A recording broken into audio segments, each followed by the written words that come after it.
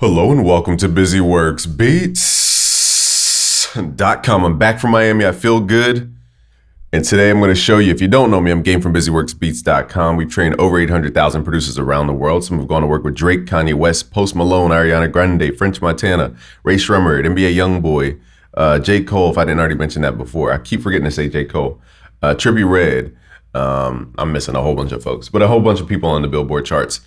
So I'm going to give you confidence today because I was trying to learn coding recently and I ran across these videos saying, hey, this is a beginner's guide to coding. And I was like, all right, cool. C++, here I come. And then I open up the video and they start with the program already open. There's like 80,000 lines of code. I'm just like, what is going on? This is not beginner at all. So it made me realize I need an absolutely beginner's guide for beat making, period. Same way I was trying to learn coding, we're going to make an absolute guide. So this is going to be a series so that it's in chunks so that you can follow along based on the chunk that you want to focus on. But I'm going to make sure that I break it down step by step. That's why I don't edit my videos. I don't want you to miss any drop of knowledge that I say. Not that I'm so supreme and wise. It's more so because I understand what happens when people leave out certain details or certain steps. It just makes everything super confusing. Okay, so I guarantee you this will save you millions of time. If you quantify millions of times some type of way, you're going to learn a million times faster. Trust me, I've literally, back in the day, they didn't have all this training online. So we had to learn via just making mistakes and figuring out how to solve the problem. And when you learn that way, you learn a lot more in depth. That's why I know a bunch of random stuff, because I had to solve the problem for myself. So I've been doing this since I was like 15. I'm 30 now. You do the math. Okay, so welcome. Okay, now does it take you 15 years to get started in music production? No, that's why I said I'm going to collapse all that time for you. And good news is that I have a bunch of free sounds, so you don't have to worry about trying to scour the internet for a bunch of free sounds. Just go to busyworksbeats.com/FL Studio. You don't need FL Studio to download the stuff. It's free. It's drum kits, MIDI, loops, project files. It's a gazillion things in there. Okay, so without further ado, what do you need to make beats? You need a DAW. So a DAW is a digital audio workstation. Not that you need to know what it stands for, but basically it's a computer program that allows you to make scripted beats, drums, loops, record, do different things. Now I want to start off with the preface to say this. Most people getting into music production don't understand why they're getting into music production. And I'm not saying that to discourage you. I'm saying that because you have to know the path in which you're trying to go in order to know where to focus. So for example, most of you might be trying to make beats. That's cool. That's what we teach you here at busyworksbeats.com. That's my mission and my goal, to show you how to make beats like the pros. We've trained a ton of people who have gone to win awards and all types of stuff, work with the top artists. That's my goal, to create greatness in you. Now, there's other goals too. Some people want to be a sound engineer. Some people want to be a mixing engineer. And a mixing engineer is a person who makes a record. It's like a video editor. They polish the record so it looks professional and cinematic. Then you have recording engineers, and those guys are really experts at getting the best recording and making sure everything sounds pristine. So by the time it goes to production or into mixing, it just is the best quality source sound. Imagine a good photographer. That's what a recording engineer is a good photographer. Might not be the best photo editor, but they're a good photographer. Okay. Now you have other people who are, I said what? I forgot that quick. I said you got beat makers, you got mixing engineers, you have recording engineers, and then you have folks who just want to be artists, who are people who just want to make songs. And making a song is a different pathway. Okay, so once you know your pathway, and then you have sound designers technically. So once you know your pathway, then it's a lot easier to understand which DAW is best. And again, I'm saying all this to show you that I'm trying to collapse time for you so you don't waste time scouring a bunch of tutorials and a bunch of randomness. Okay, so I'm going to go through each DAW and show you which one is best for your type. Hopefully that made sense. Thank you for sticking with me. If you stuck with me this far, smash the like button. It will definitely show me a lot of things if you just give me some feedback there with the like button.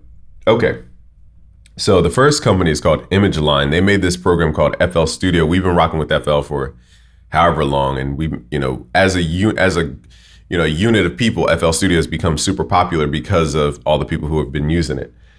So this is for beat makers.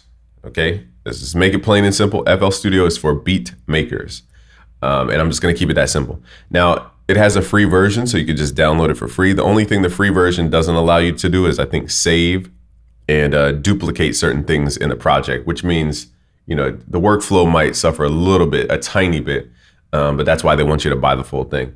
Now, do I recommend you buying the full thing? Yes, but which version? I recommend the producer edition of FL Studio. The easiest way to understand FL Studio from the outside perspective for me is that it's a great canvas. It's just a great canvas. They probably made the best canvas for beat making on the planet. Okay, now does it come with the greatest sounds for hip hop and trap and all that type of stuff? Not necessarily, but it's the greatest canvas, okay? So that's for beat makers, FL Studio. You can download it for free. I won't go too deep into that. Now the next DAW you'll hear about is called Ableton Live.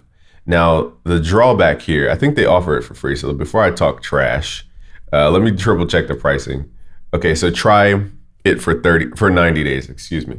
So once that 90 days is up, you're not gonna have access to the from what I understand, you won't have access to the program to use it. Whereas FL Studio, you could use the free version forever. Okay, so that's the one drawback for Ableton Live. It does come with a lot of stuff. And the reason I'm starting off with the drawbacks is so you understand the difference between FL Studio and Ableton. Ableton, as a beginner, is very, very complicated. And I say that because certain things that are just intuitive, like creating a pattern, it takes a step, like you have to know how to create a pattern, if that makes sense. And now they may have updated a couple things in Ableton 11. I'm referring to Ableton Live 10, so they could have updated that. But the frustration a lot of people have with Ableton is that it's a complicated like process to create things. And then it's very, when you're drawing out the piano notes, it's not the greatest look. It doesn't look good. It's very not cool looking. So those are the biggest complaints people say about Ableton Live. Now the good part about Ableton Live is that this is for both beat makers and artists, okay? Because it's a really easy recording process and it's a really, I'll say, sturdy production process, okay? So this is great for beat makers and artists. Now, mixing engineers could technically mix in Ableton Live if they wanted to. Now, the super benefits of Ableton Live are it comes with really good plugins to begin with. Like I said, going back a little bit, FL Studio is a great DAW for being a canvas. Now, does it come with the greatest plugins and the greatest sounds known to man? Not necessarily. Now, they're evolving over time, which is the greatest part. But, you know, there's a lot of benefits to FL. They actually are being innovative. As far as Ableton Live, it comes with a lot of good stock plugins. Again, think of like Photoshop. Ableton Live is like a Photoshop. Photoshop is cool if you know what you're doing. And it comes with really cool like effects like contrast, saturation, curves, and all that type of stuff in Photoshop. But the problem is you have to know what you're doing in Photoshop. Okay, so that's what Ableton Live basically is. It has all the kind of stock tools that you'll need. Stock meaning default tools, okay? So now again, one of the other drawbacks is that once the 90 days is up, you have to pay. So this is the biggest drawback here for most people is that it's pretty expensive. This is not cheap at all. You know, the first edition is $100 and then it skips all the way up to $500, which is a very big jump. So I can understand it's not the easiest. Now you can pay finance, but who's gonna finance a DAW? I mean, maybe you will, maybe you won't, I don't know. But the difference is this intro version is very kind of watered down from what you need. So it's up to you to make that decision. I think you just get more longevity out of just getting FL Studio. But again, it depends on what your focus is. In this case, Ableton Live would be good for artists and then beat makers, okay? So it's up to you to make that decision. But again, my recommendation for today is FL Studio for beat making. I'm just showing you the other stuff so you're aware. Reason Studios, they've changed their name from Reason to Reason Studios. I've seen this used more in Europe, not so much in the American market. And Reason is, I think, a membership now. Yeah, it's a membership. Now there's a lot to say about memberships. I don't want to start off with negatives, but I'll just say what Reason teaches you. This is to answer the question. Reason is for people who can actually play instruments. I think the most people that I've seen love this program are the people who know how to play piano or know how to play bass or know how to, you know, they're musicians. I found that musicians like Reason Studios more. You know, you can learn a lot with the Reason Studios. The one thing I'll say with Reason is that that taught me a lot is the wiring capability. With these modern DAWs, for example, I'll just pull FL Studio for a second. you can't see like the wires. So this has a little virtual wire going somewhere, but you don't see where sound's coming from. It just kind of pops up. And so when you're not coming from a real world studio, you have no idea how sound works because it's not shown to you. But in a real world, I can see my keyboard. I can see a cable that connects my keyboard to this box thing. I can see the box thing has a cable that connects to the computer, and I can see the computer connects a wire to my speaker. So I can see where sound actually comes from. And that teaches you a lot about signal flow and routing. Now that's great for mixing engineers and recording engineers. It's a teaching tool for sure. The one drawback I'll say is that they switched to the monthly subscription. And I'm not against people having monthly subscriptions. I just think when it comes to software, if it's not constantly a utility to where you're making money, then monthly subscriptions become a hassle. I think that's where these companies are kind of going overboard with the monthly thing. So I'll just keep it at that. I'm not talking trash. I just think if you're not making money with reason to be paying monthly, eventually you're going to turn it off, and then you're not going to have your own outlet to make beats anymore. So it's kind of like shooting yourself in the foot, if you're not making money from it. So that's the weird part about the monthly thing. So just keep that in mind. Now, Reason has a lot of stuff involved. Again, I've seen it more so in the European markets and for musicians. So I mean, would I recommend it? Not for the beginner. It's definitely a way to branch out and learn more though. Studio One. This is, if you're into recording or mixing engineering, this program is mind blowing. Like when I first opened up Studio One, I was surprised at how supreme the quality was. And when I say surprised, I mean, that's like the lightest word I can use. It's very, what's the word? Not complimentary, but very intuitive to learn as far as the workflow.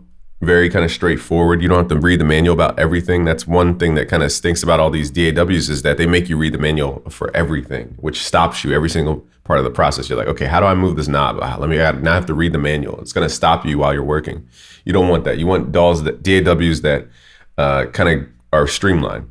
So Studio One is good for, again, mixing engineers and recording artists. As far as beat making, it does come with really good sounds. I will say their default sounds are really good.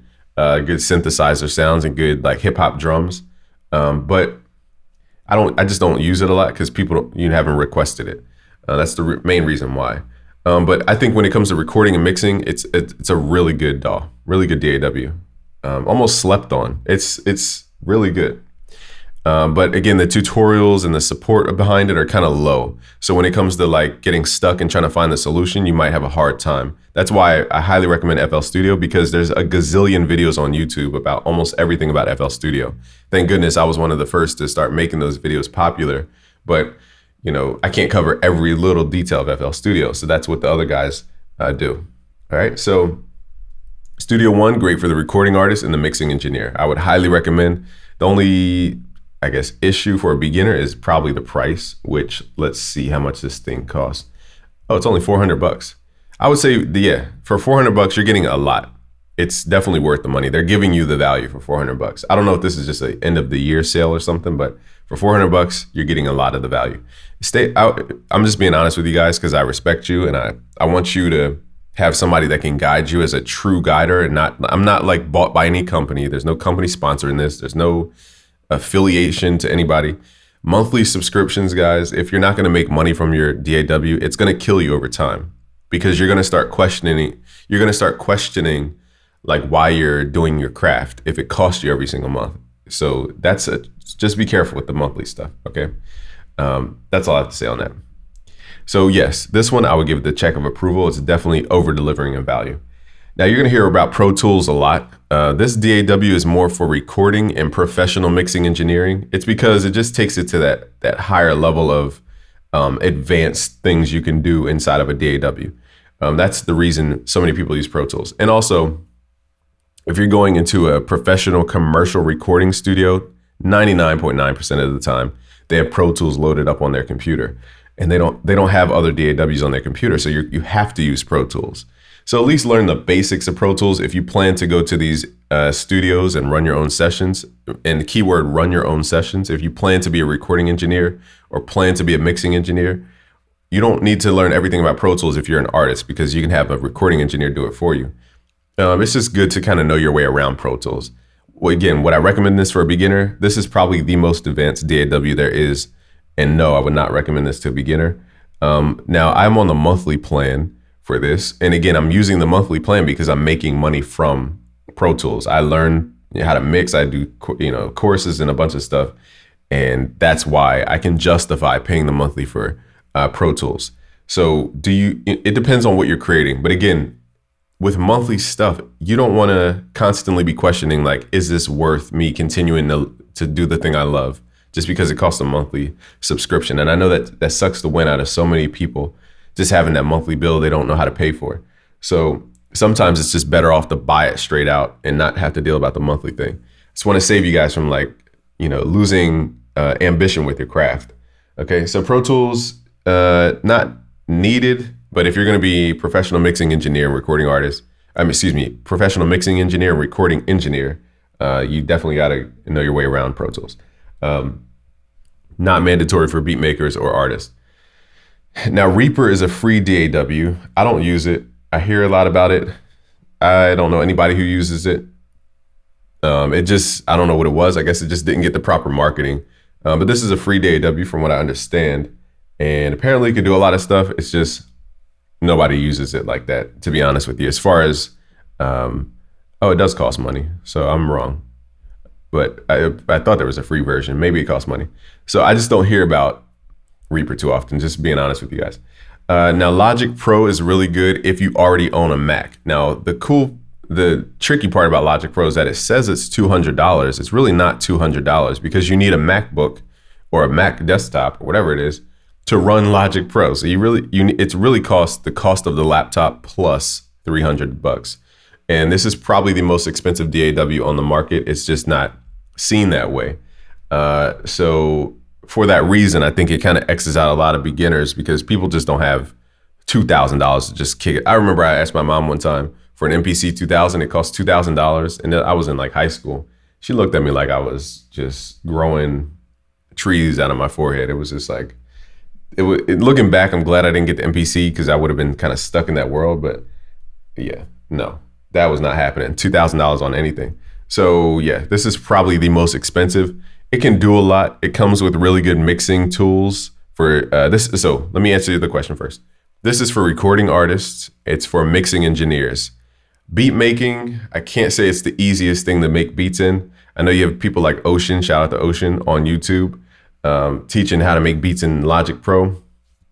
It's just certain things about Logic Pro that make beat making a little bit convoluted. Now they are adding features that are kind of competing against FL Studio, so we'll see how that works. But FL Studio runs on Mac and PC. So the whole thing before was that FL Studio didn't run on Mac, but now it does run on Mac. So it's kind of like nobody has a reason to go to Logic Pro unless they really, really like Logic Pro. So I'll say it has really high quality effects. Like I said, like if it were Photoshop, it would have saturation, contrast, curves, and all that type of stuff. It has really good effects. Now, and it has really good sounds. I forgot to mention that. It has really good sounds. Like the sounds are really good. I would demo all this stuff, but I'm just trust me. Actually, people who say trust me, don't trust them. So I take that back.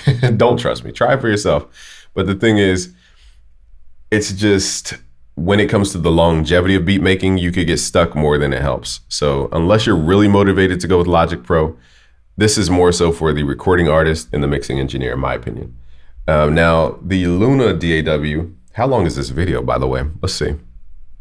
We've been going for 20 minutes. I need to wrap this. So this is just part one. I'm going to make a whole series, but I told you I wasn't going to leave out any details because I know how that feels. So this Luna DAW from Universal Audio is a new DAW. They're still working out the kinks and different things. I think this is good for people who record live bands and live music and live things like that. I think it's good for recording. As far as production, I think they're still trying to figure out the production side.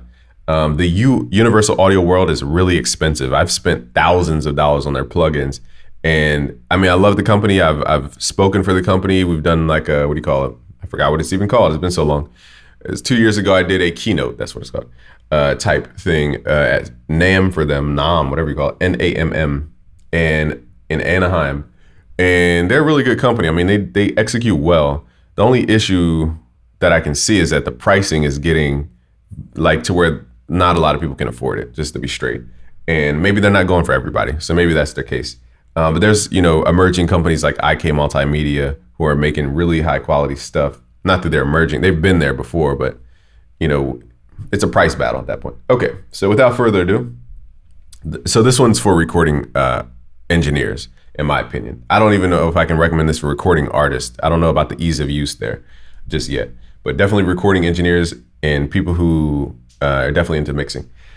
So the last DAW here that I want to show you guys is called Cubase by Steinberg. So the reason you hear these guys, like, how are they still around if nobody uses their DAW?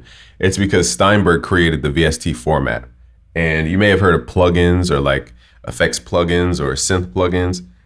Basically, most plugins use the VST format. They own VST. So it's like the guy who owns plastic. You know what I mean? Like there's a guy who just owns plastic. So they're them, basically. And the one thing about this, I hear a lot of film people into Cubase. I don't hear a lot of beat makers into Cubase. I just hear a lot of film people. I don't really hear a lot of recording artists talk about Cubase, and I don't hear a lot of mixing engineers talk about Cubase. So all I've heard from experience is just film people into Cubase. I don't know what it comes with in total. I used to have Cubase 5 or 9. I think it was 9. So I need to upgrade. But here's the other thing I forgot to mention to you guys. Here's one important part I completely forgot. So FL Studio comes with free updates. And what does this mean? It means when you buy it, you don't have to worry about spending $200 every 2 years to get the new version of it. Now, these other DAWs make you buy their updates. And I can understand why from a software perspective, because it costs a lot of time and money to develop software. But the problem is you're updating for like one small feature or one small thing. Now, Ableton Live tries to pack in a lot of value. But for the most part, when you're constantly updating and it costs you $200 just to get the new version, you get dissuaded from upgrading. And then you're stuck. And then now the plugins that you want don't work because the DAW's old, and you get stuck into like version 5 when they're on version 11. That's another kind of terrible part about making people pay for updates in that type of approach. Now, I can't tell companies what to do because I understand the back end, but just keep that in mind. Like I have Cubase 9 or 5 or whatever it was, but I'm not going to update because it probably cost me $200 to update. So I'm buying a new DAW every like year or two, and it's a lot of money. So it ends up being thousands and thousands of dollars and not just a couple $100. So that is why I can't recommend this one. One, because I don't know all the instruments involved. Let's look at the price. Yeah, $600 plus you need a USB-E license, which who uses USB anymore? So that's another kind of trigger for a lot of people, is that you have to plug in this little key just to use the DAW. So now you're eating up a whole USB port just to use a DAW. It's like overprotection from these DAWs, in my opinion.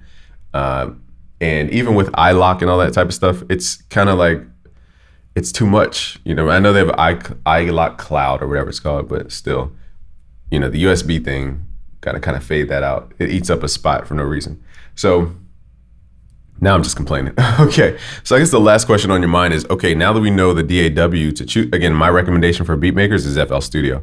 And again, you can get all the free sounds that we have, all the free project files, all the free tutorials that we have, all the free, it's a mecca of stuff. Just go to busyworksbeats.com/FL Studio. It looks like this. Let's actually pull it up. I'll show you what it looks like. So when you get there, but who knows when you watch this video, but it looks like this at this time in history. Okay, it looks like this. It's very simple. You just enter your name, your email, hit yes, and then the system will email you automatically with all the stuff to get started. Okay, so that's that. And then if you go to look up which laptop to buy for music production. I personally am a Mac guy now. I just can't see myself going back to PC. I just like the Mac. It's just, everything kind of flows. Now, if you're looking for a PC laptop, just buy what you can afford. Most DAWs work on most laptops. Once we get into the specs and the RAM and all that type of stuff, unless you're building a desktop, in my opinion, it does not matter that much. Unless you're running like a lot of plugins at one time, it doesn't matter that much. And if you're a beginner, that's not going to be a problem anyway, because chances are you don't even have the money to get all that stuff. And then secondly, you don't run all that stuff. Okay, so I'm just being realistic. You're just not running like film score sessions with 100 tracks. So without further ado, just with the PC stuff, laptops, and feel free in the comments below to recommend some laptops. I don't have any stake in that game, but just spend what you can afford. Don't overly spend. I'm financing, for example, a MacBook. So it's like 200 something a month or something like that. So, I mean, that's something that I could personally afford. And that's because I have a business and all this type of stuff. For the average person, I don't know what you can afford. So in that case, find what you can afford and just keep your beat making processes down to a minimum. Again, instead of using 3,000 plugins for a beat, maybe use 10. You know, you don't need that many anyway. So anyway, that's the video. I'm going to wrap it here. We're probably at 30 minutes. So I done talked my head off. If you guys could smash the like button, that will let me know that you actually care about this series, and I'll keep making the parts. This is only part 1. Part 2, I guess, is going to be about how to get the right sounds, because once you have the right DAW, you definitely need the proper sounds for the music that you're trying to make, or else your music won't sound like the music that you're trying to make. So let's do that in part 2, how to find the right sounds for your DAW. And again, please smash the like button as a way to give me feedback, and subscribe, because we're trying to get up to 1 million subscribers. I want to help more people, and I just need to find the people that we need to help. So peace out, guys. Thank you.